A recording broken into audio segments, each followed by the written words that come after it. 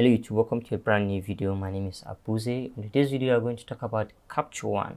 Maybe you are just starting with Capture One, or we are switching from Lightroom to Capture One. So this video is for you.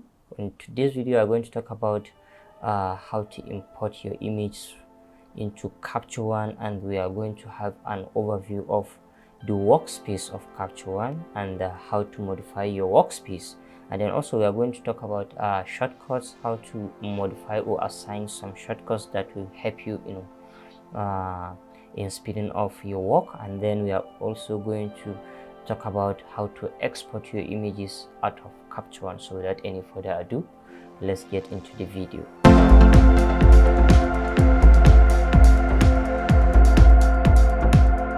Alright, here we are inside of our Capture One. But for you to import your images inside of Capture One, you need to either work with catalog just like in Lightroom, or you work with session. But for catalog or session, I don't really care because they don't affect the quality of your editing. They just have their unique ways of saving your adjustment into a database. Maybe we'll talk more about their differences in another video. So for me, I personally like working with session. So to create a new session, all you need to do is to come over to this plus sign and then you select new session. So here you can give your session a name. It can be the date of the photo shoot or the name of the event. It depends on you. So for this tutorial, let's name it as YouTube tutorial. And then here you can decide where you want to keep your session. It can be on your desktop if you want to, but for me, I mostly leave it inside my pictures, just by inside pictures folder by default. And then here you need to leave everything as it is, and then you hit OK. Alright, so the next thing to do is to import your images into Capture One. So how we do that is to come over here and then you click on import. So this will pop up, and then all you need to do is to come over here and select choose folder, and then you select choose again. So what you do is to navigate to where you keep your images. After you back them up, they may be directly from your memory card, or they may be backed up on your desktop. So for this tutorial, I have some images on my desktop inside a folder that I name as YouTube tutorial here, and then I double click on the folder. So as you can see, we have some bunch of images. So let's select preview import. So what we need to do here is to either select all. Here you can go for pick all, or you can select some few images which you feel you want to go ahead and edit them. You can select the images by clicking on these little boxes here under the images. So for this tutorial, let's just select these 3 images and then we hit on import.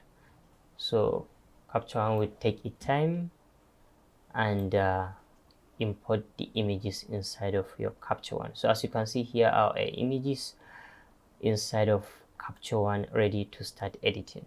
If you are just starting with Capture One, the interface might look a bit complicated for you, but it's not something to worry about. You don't necessarily need to know everything in Capture One. All you need to do is know the basics that will help you achieve great images in Capture One. So let's have a quick overview on the interface here. So let's select this image and let's rotate it for better viewing experience. So here on our interface, let's begin with this library folder. So this library folder, library type is basically about your session and catalog. Here where you can create a new session, and catalog where you can delete and do other things concerning your catalog and session. So for the second tab here is something that I have never used and I don't use. And then for the third tab here is where you have an insight about the lens you use while taking your images, and you can control the lens distortion if you need to adjust, like distortion, the sharpness and other things that you feel might be useful for you. And then for this for the next tab is your color grading tab, where you can adjust your white balance. You can color grade your images. You can do basic color correction here on this tab.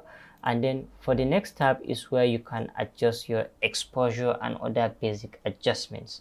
As you can see, you can also change your white balance over here. You can control your exposure, contrast, brightness, and other things that has to do with your exposure. And then for the next tab is where you can control your sharpness. You can do noise reduction. You can add grains on this particular tab. And then for the next one is where you can import presets, just like LUTs or presets on your Lightroom. But here in Capture One we call it styles.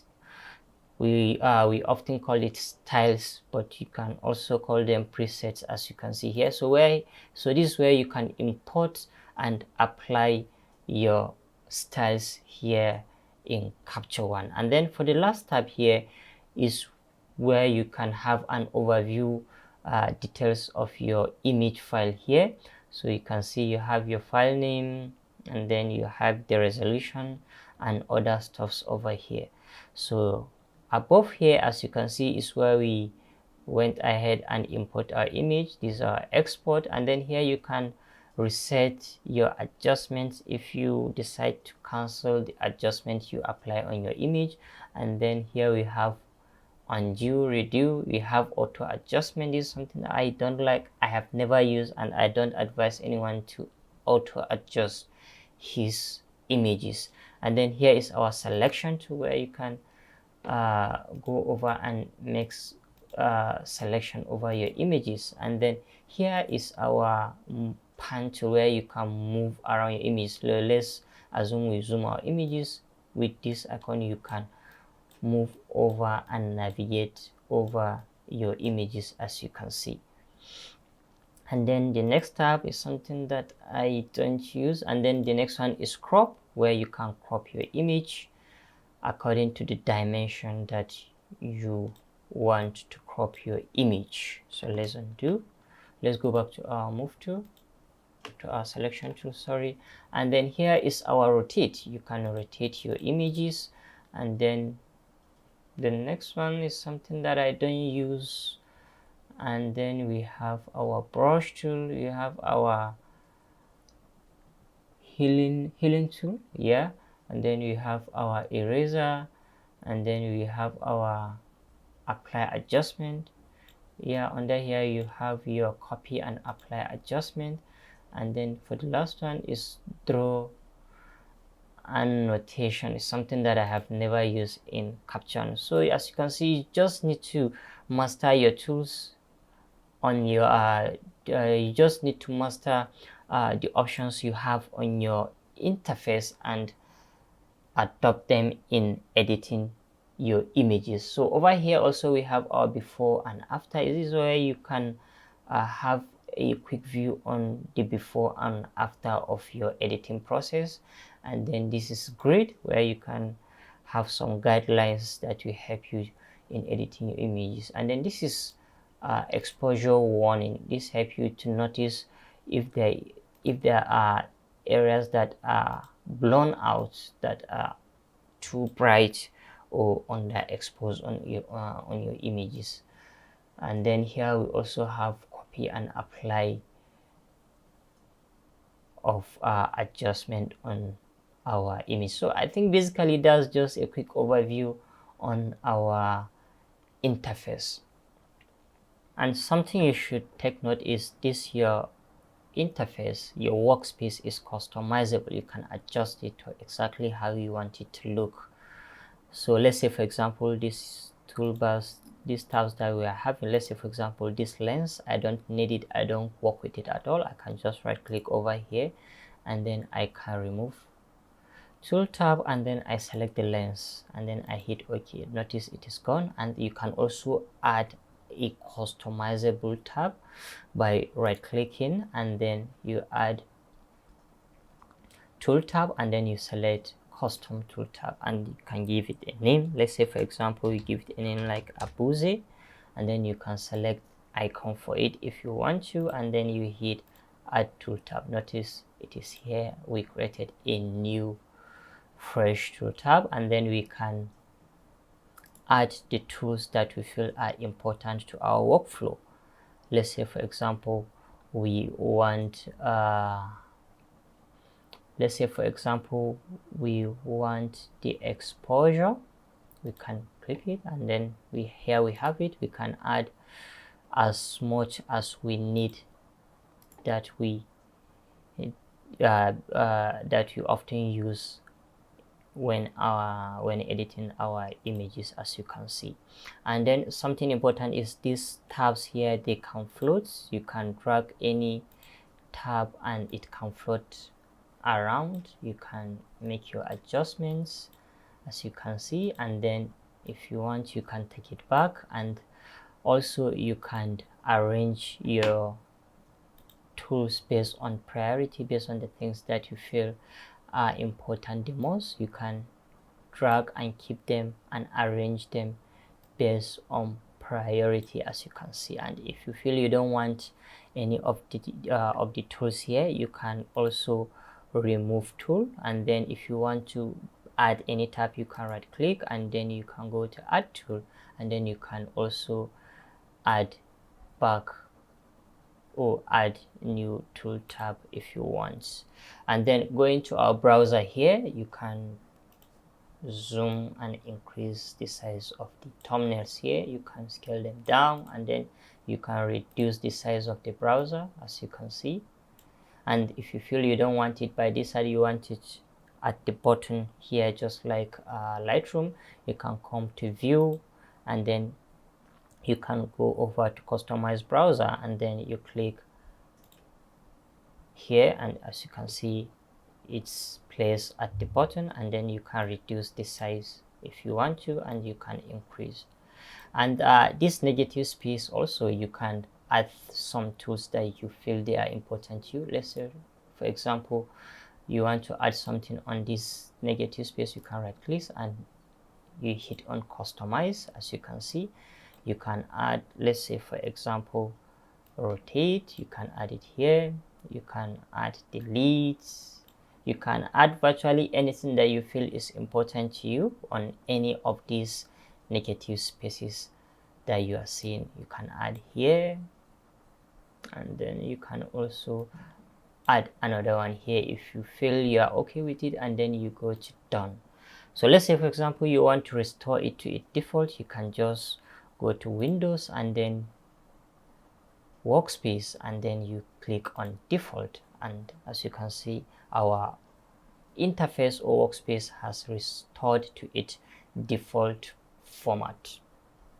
And the next important thing to know in Capture One is the shortcut. So if you come over to edit keyboard shortcut, so here is your shortcut tab. Something you should understand is the default Capture One shortcut cannot be edited, but you can just search and know the shortcut of the keys or tools that you often use. Let's say for example crop. If you type in crop, notice you have the result for shortcut result for crop. You know, C is for your crop, and then if you also, let's say for example type rotate, as you can see here is your shortcut for rotate, which is R, and then you know if you hold Control Alt L, you can use the shortcut to rotate your image to the left. So it's important if you walk around and have a view on your shortcut. It's very handy. It makes your workflow to be very much faster. And you can also assign custom shortcut by adding the plus sign here, and then you give your shortcut a name. Let's say for example we'll name this Abuzi, and then here now you can, sorry, I already have I already created shortcut with the name Abuzi. So let's go over to it. So on the custom shortcut, you can virtually edit any shortcut according to what you want your shortcut to be. Let's say for example you want to change undo shortcut. You can maybe assign let's say for example u as undo, but notice it's notifying you u is already u is used by pick off point and another command. So if you also change to another thing, let's say for example e is also telling you e is used by erase mask and it will be reassigned. It's telling you that undo will take over e as shortcut and e will no longer be used as shortcut for erase mask. Actually, shortcut is very handy. Is very important if you walk around and master your shortcut in Capture One. So that's it for shortcut. And the last thing to talk about is export. So for you to export your images, it depends. Maybe you make minor adjustments like exposure adjustment, color corrections. If you want to export to another different software and continue editing like Photoshop, all you need to do is just to right click on the image and then you go to edit with and then you select this software that you want to continue editing with like Photoshop. But if you want to export, you are done and dusted with the image, you want it to go out in let's say JPEG or TIFF or PSD or any of these formats, you can just select the image. Notice if you select one image, it will export only one image, but if you want to export all of them, you want to make sure you select all by pressing Command or Control A to select all, and then you right click and then you head over to export. So here on our export, here are some recipes. They are kind of just like export presets designed by Capture One for you if you want to use them, but I don't use them. I usually head over and create my own export preset, like going over here and create new recipe, and then I can give it a name like, let's say YouTube, sorry, we can give it a name like YouTube tutorial, and then we hit enter. So here we can change the location of the output. We can keep it on our desktop. We can just select desktop and then we select folder, and then if you want it to be in a subfolder on our desktop, then we can give it a name like tutorial. Can we just name it tutorial? And then here we can change the name format. We can change the format of the file. We can change it from JPEG to TIFF, PSD, any file that we feel we want to work with, we can change it. We can change the image quality, maybe 100. We can change the color profile. Well, we can change it to sRGB since we are exporting it as our last file, and then here we are. And you can export in different file formats at the same time. You can add another recipe if you want to. New recipe, you can give it a name as well. Let's say JPG for example, and then if you want to export along with it, then you can take it also, and then you can also make adjustment of the file exactly how you want it to be, and then you hit on your export. So that's it for today's video. If you enjoyed the video, please don't forget to like, share and leave a thumbs up, and let's see in another video.